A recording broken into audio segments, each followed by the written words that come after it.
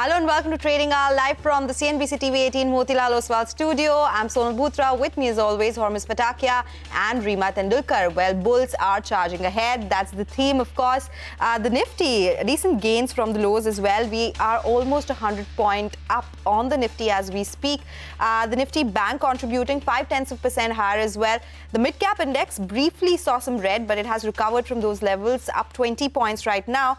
The advance decline ratio is in favor of advances, but you know, yesterday we saw a bigger rally. All the sectoral indices were in the green. The Nifty constituents did really well. For today, the contribution is not coming from across the board. We are seeing gains, but something like a PSU banking index, energy, realty, small caps, all of them are under pressure. So watch out for that one, and specifically the advanced decline ratio, because the market breadth is very important to track. That has been on and off in last couple of trading sessions. Hey guys. Hi, we've punched through new highs and we're pretty much sustaining at those levels, at least in morning trade. And once again, global markets are fairly supportive. Nikkei, that's the Japanese market, has gained 1.25%. The Korean markets, which have been on a tear, it's been a record-breaking run for Kospi this year with a gain of about 66%. That's added on another 0.5%. So global markets are fairly upbeat.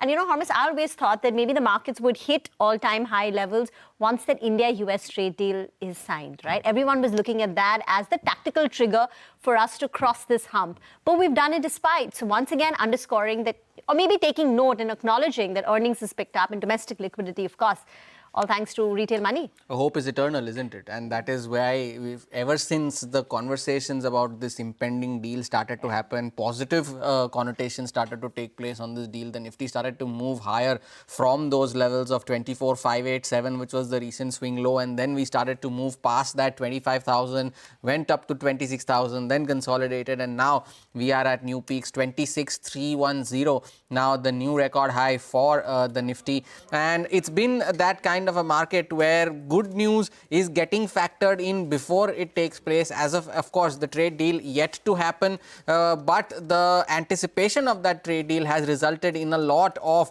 market moves, be it in those trade deal related names as well, be it the likes of the Gokaldas Exports and the Avanti Feeds and the kinds. Oh yes, a lot of them, and export-oriented stocks, they were definitely on our radar. So we'll, of course, discuss them. For now, Gokaldas Exports, it is at the day's low, but a couple of other names which are on our radar because of the moves that we are seeing in the broader markets. Pull at something like a Gillette. That stock is up around 5% as we speak.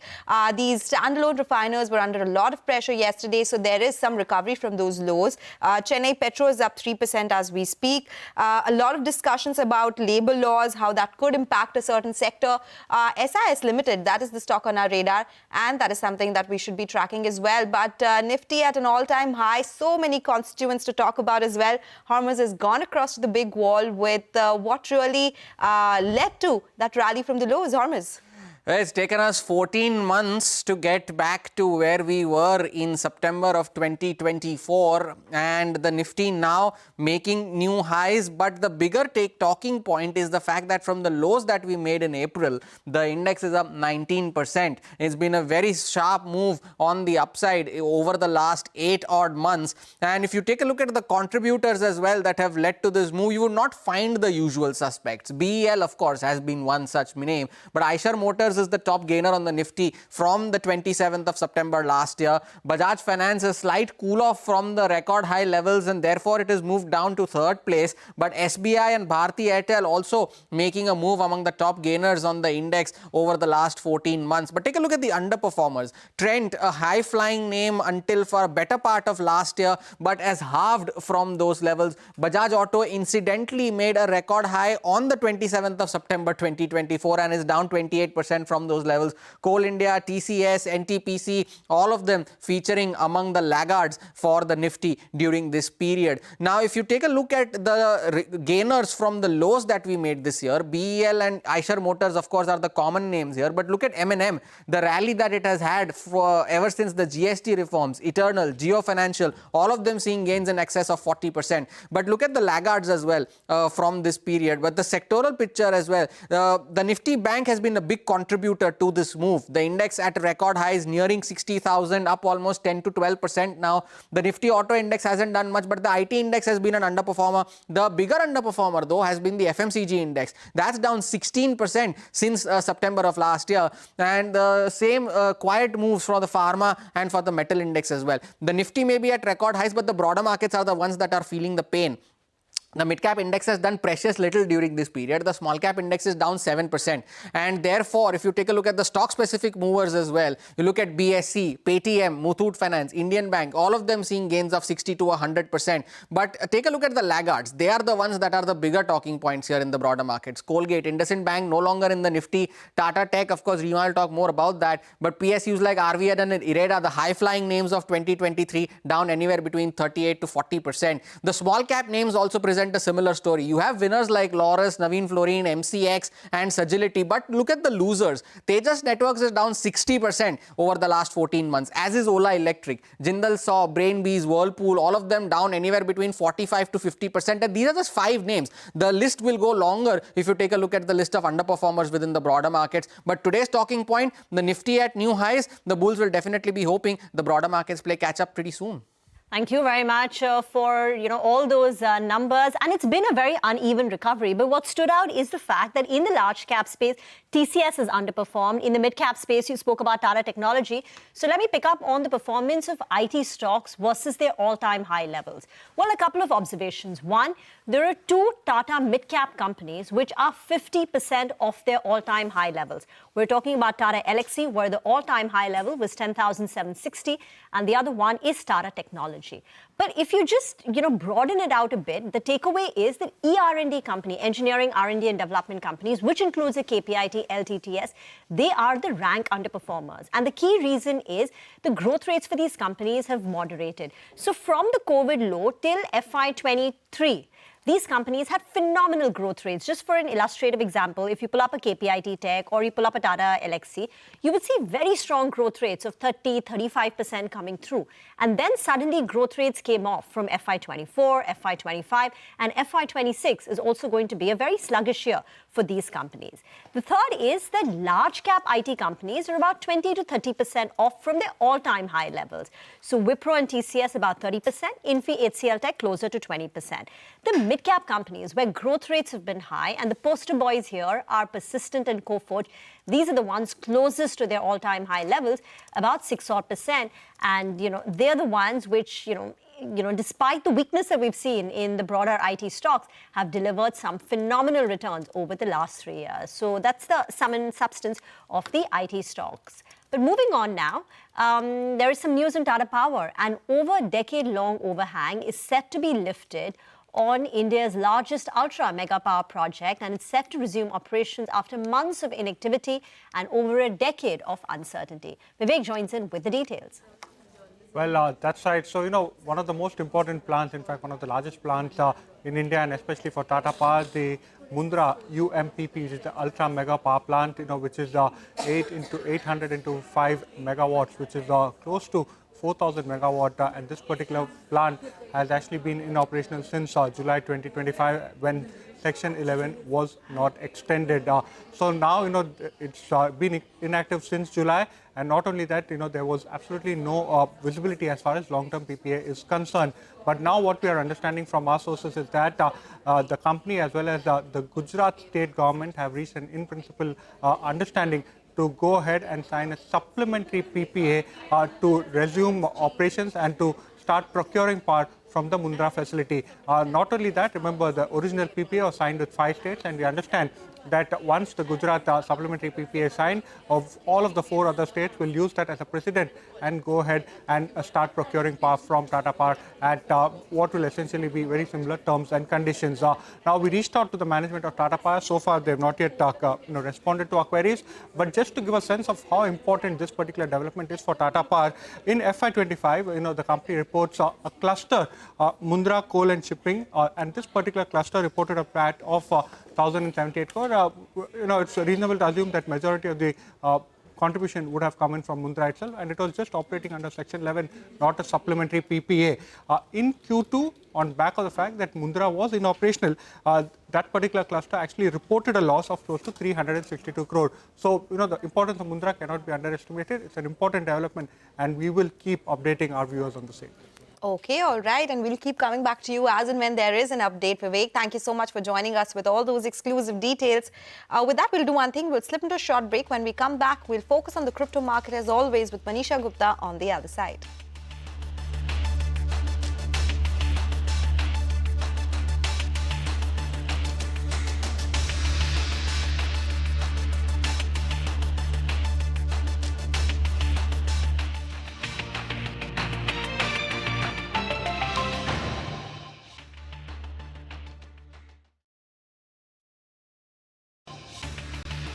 Welcome back. As promised, let's talk cryptos. Manisha is now joining in as always. Manisha. Well, thank you so much for that. What I'm talking about today is metaverse, because we've seen this economy continue to evolve and grow as well in sense of numbers there. Well, there is increasing demand for immersive experiences, and that is where it's taking the markets from.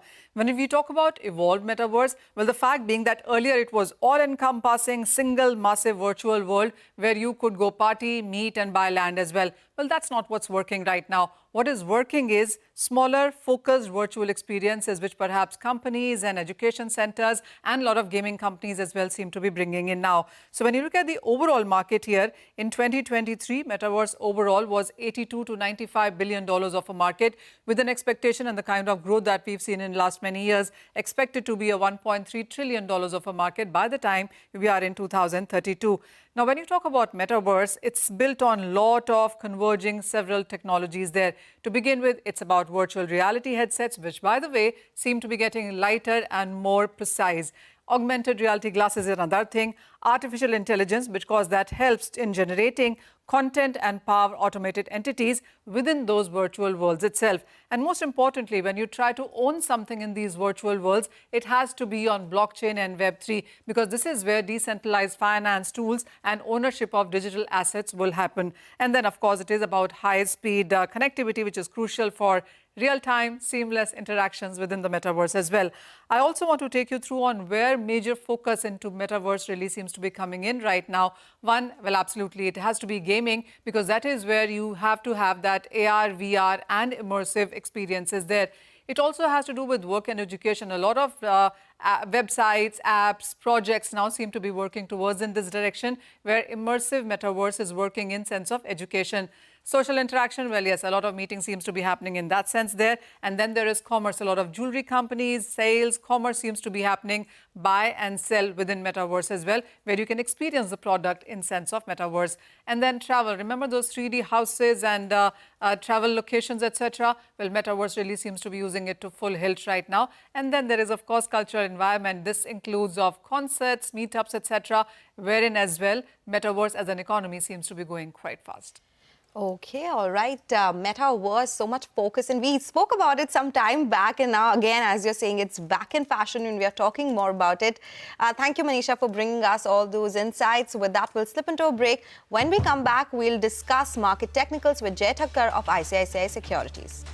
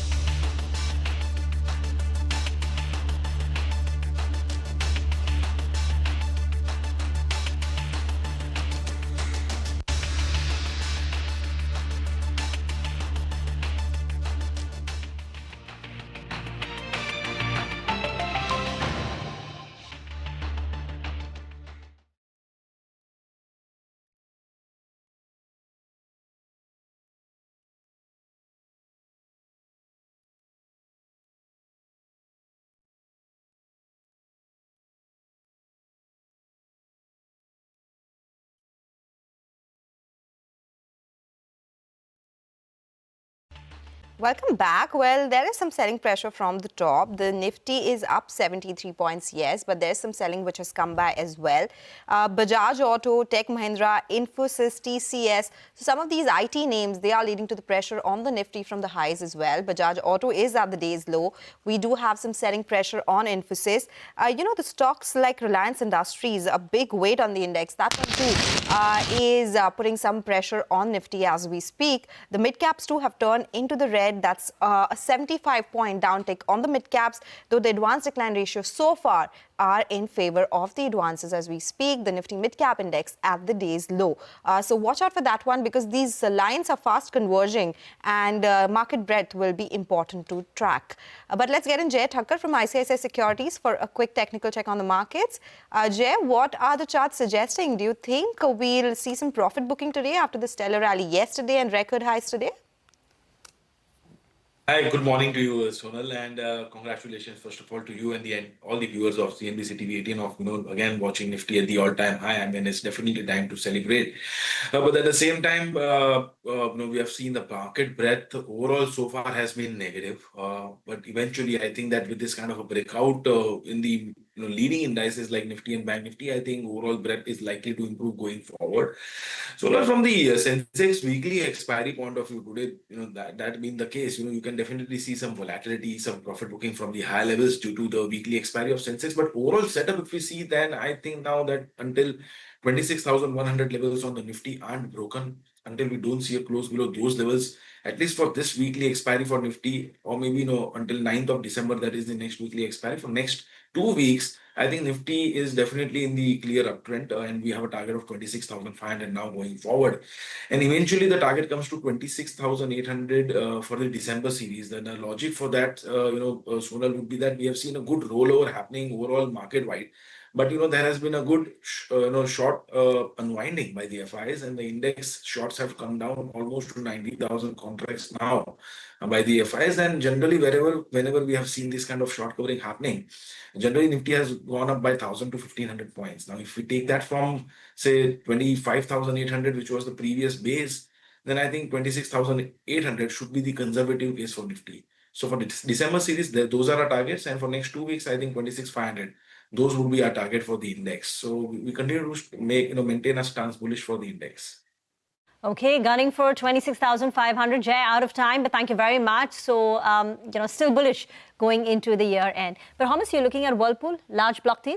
Oh, indeed. And it has been in conversation for the last couple of years now for Whirlpool. And today we saw almost 1.5 crore shares that were traded today. 11% stake. So the initial plan was to sell 7.5, but then the deal was upsized and we almost 11.5% equity that was traded. The average selling price today was around 1,041. And the street had a whiff of this, that this is in the works, because Whirlpool Corporation, the parent company, during its third quarter earnings presentation, they mentioned that they are going to announce this stake sale sometime towards the end of the year.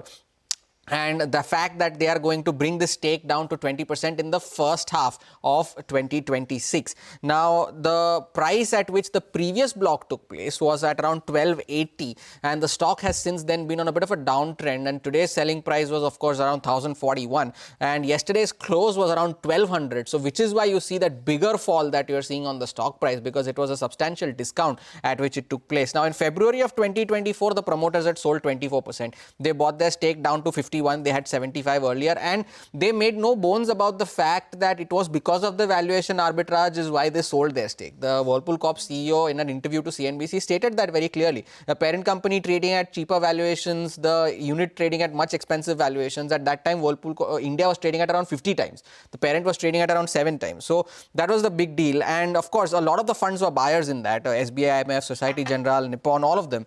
And since that deal in February of 2024 until October, the stock had almost doubled. It went up to levels of almost 2,500 by the end of October of 2024. And after which there was some concerns with regards to earnings, the overhang with regards to further stake sale, whether or not it might happen or not. And that is why the stock until the 29th of January 2025 was down around 36% from the October highs, which were around at 2450 levels. And on the 30th of January, Whirlpool made this announcement that the parent intends to bring that stake down from 51 to 20%. Then they planned on doing that by mid to late 2025, but now they've said that it will be in the first half of 2026. The 2 days after this announcement, the stock was down 30% within the next 2 days. And if you take a look at the shareholding as well, MFs were big buyers in that block that was sold in February. So they increased their stake. FPIs have increased their stake since from March 2024, from the very recent September of 2025. You take a look at that. But retail has chose to remain cautious. Their shareholding has remained relatively the same from around 5.5% to 6%. It is still the same at around 5.5% to 6%. The valuation arbitrage still persists. Although Whirlpool has seen a substantial correction, it is still trading at 38.2 times FY26 price to earnings. The parent is still trading at 11 times. So there is still a big gap in terms of the valuations. But there were recent developments that said that Whirlpool the parent company intends to remain in the business, and said that India will remain a key part because they have entered into this 30-year brand and license agreement. There are also exclusive rights for the Whirlpool brand, which can be extended by 10 years. There is a transitional service agreement. There is an intellectual property assignment deed. So there are a lot of developments that have taken place. And even Kotak, in their note, they said that these terms at which the deal has taken place are reasonable. And this will ensure that there is this long-term continuity of the business, even if the parent continues to sell stake. So now with this 11.5% stake sold, the promoter stake goes down to 40. But there is still this overhang because further supply is going to come over the next 6 months, that they plan on taking it down to 20%. So as of now, big underperformer. It'll be interesting to see who are the buyers in this transaction, but 11.5% lower on Whirlpool. Oh yes, a big move there. Thank you so much for explaining that to us. But for now, we'll slip into a break. Up next, in an exclusive chat with Jonathan Garner from Morgan Stanley, we'll discuss market fundamentals, top sectoral bets, and a lot more. Stay tuned for that conversation.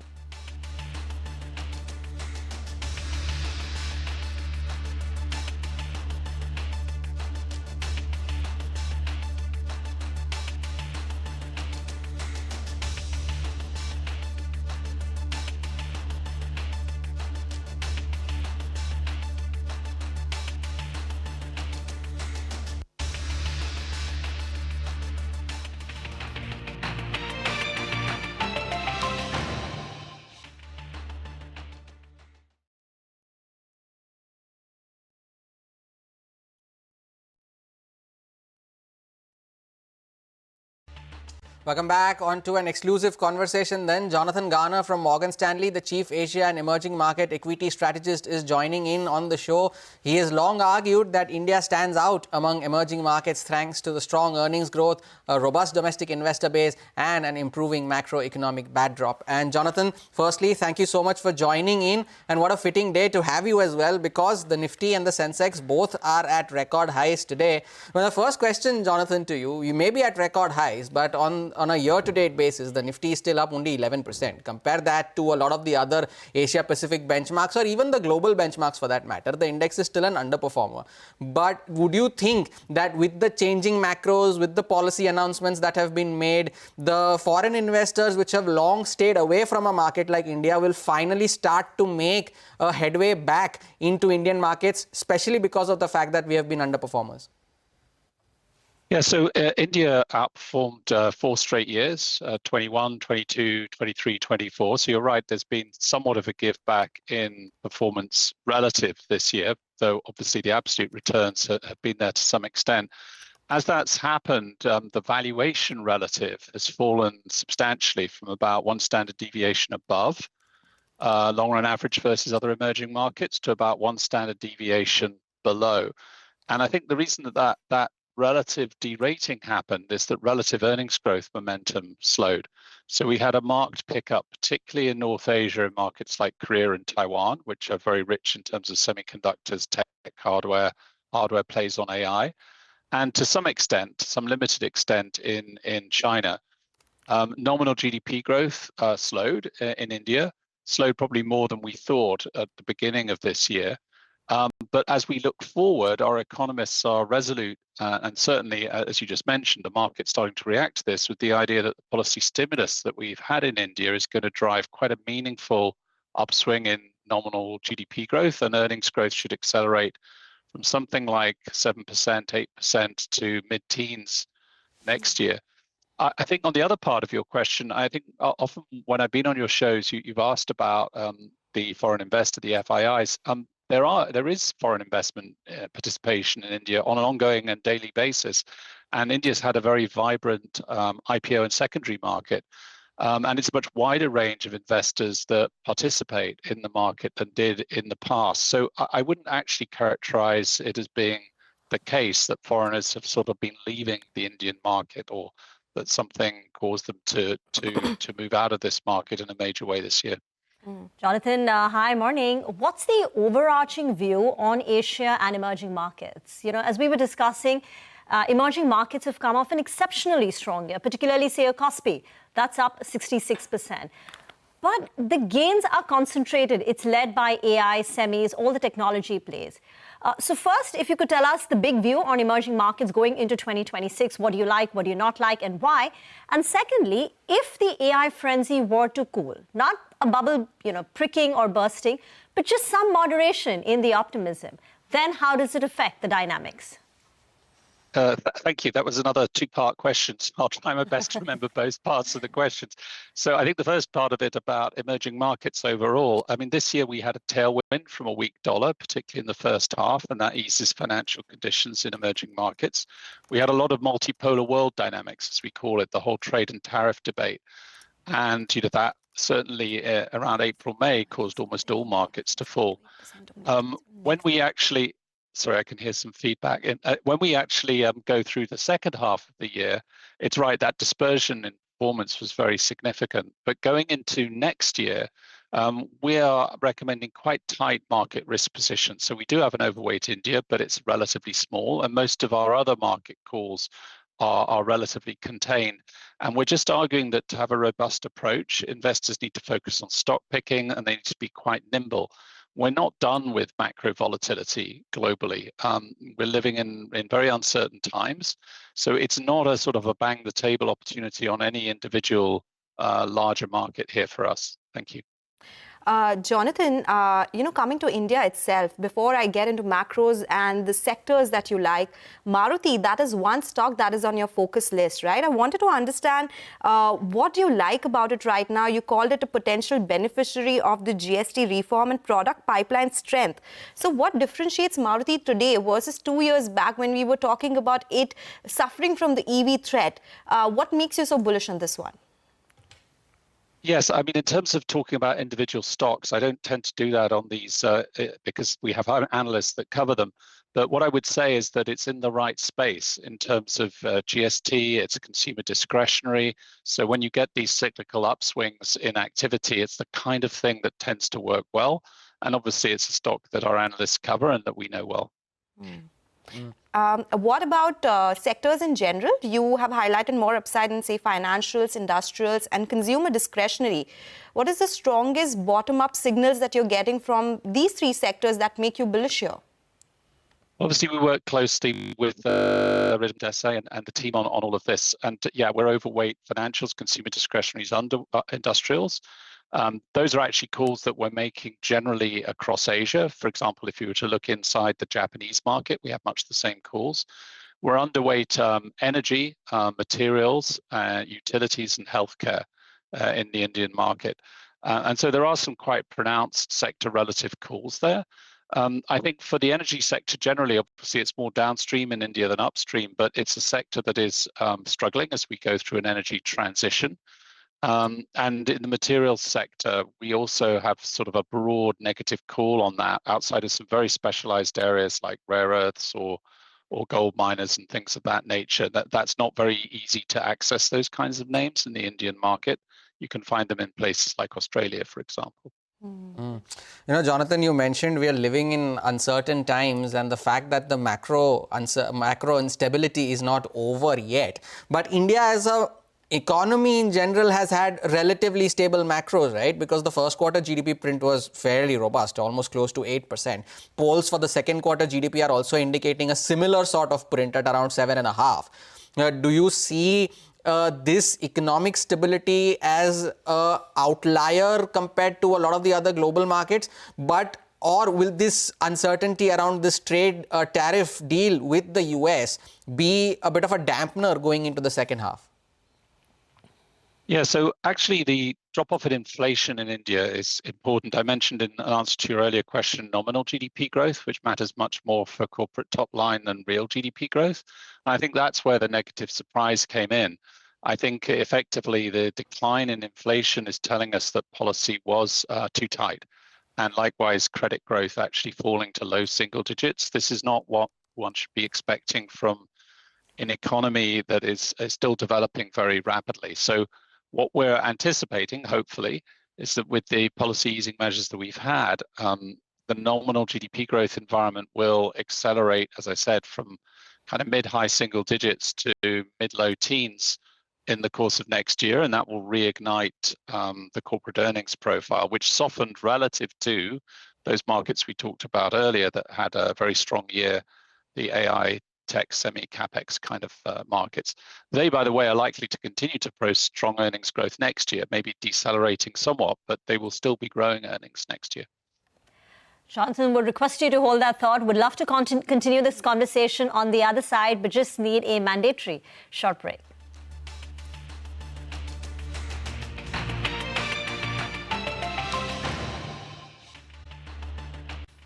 Welcome back. You're still tuned into Trading Hour. We still have with us Jonathan Garner of Morgan Stanley. Jonathan, we have been talking about how global markets have been faring, a lot of macros as well. You are seeing some upside for Japan as well. But, there's some nervousness around yen carry trade. We are talking about yen strengthening, yields are jumping. Do you think this is something which could impact markets globally and Asia as well? In a word, not really. In a sense, what we're seeing is a normalization of yields in Japan from very low levels, consequent upon the BOJ intervening less in the government bond markets, which is a very healthy development, and the fact that reflation is ongoing. If you look at Japanese 10-year yields, they're about 1.8%. That's still less than a half 10-year yields in the US, for example. And if you look at the underlying situation vis-a-vis the yen, it's actually strengthened this week after we got the details of the fiscal package. And the fiscal package itself is entirely financeable. Japan is amongst the G7 almost unique in running essentially a balanced fiscal position relative to GDP. It's less than 1% of GDP fiscal deficit. So it's more than able to expand its fiscal impetus here.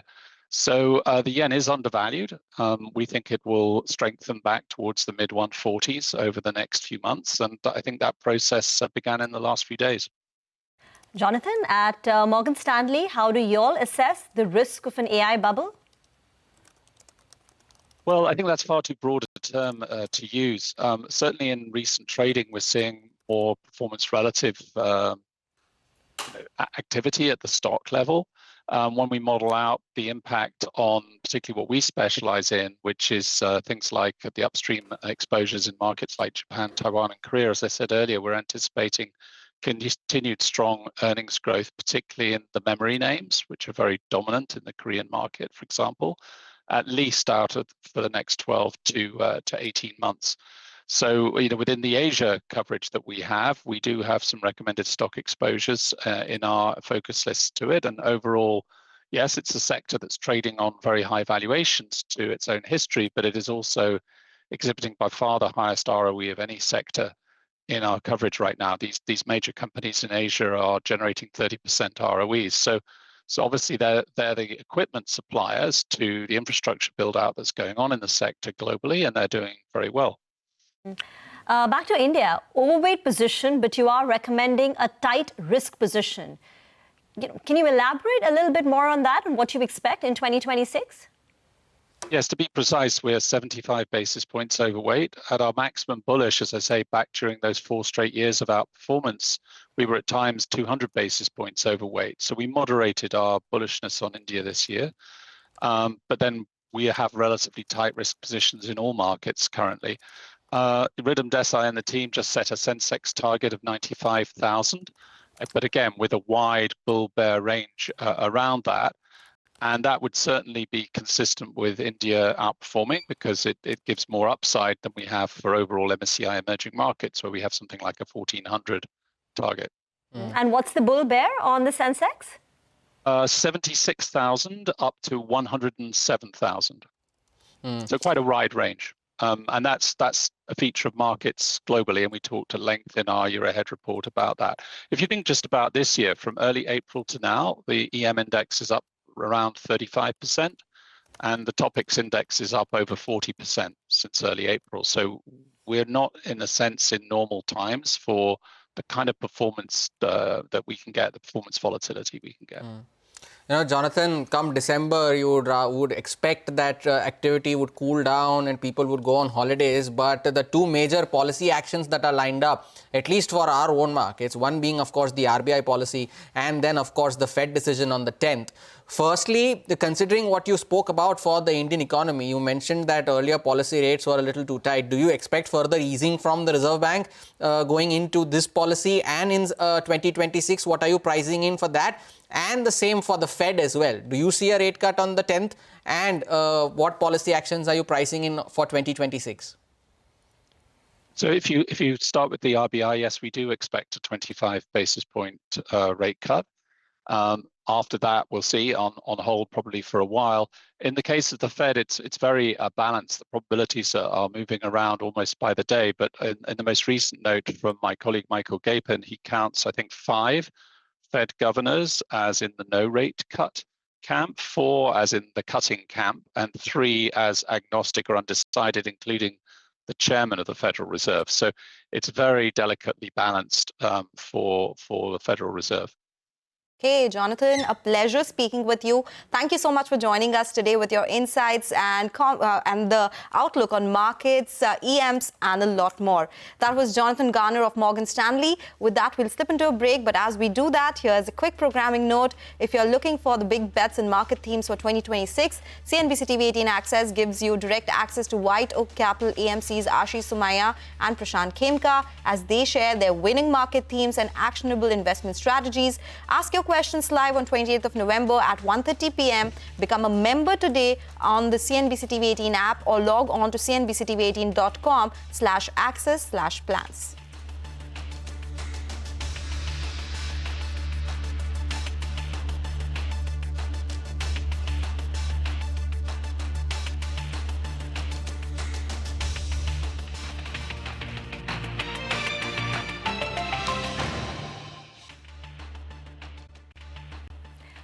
Welcome back. Some tempering of the gains. The all-time high today was 26,310. The Nifty is at 26,240. So come off a bit.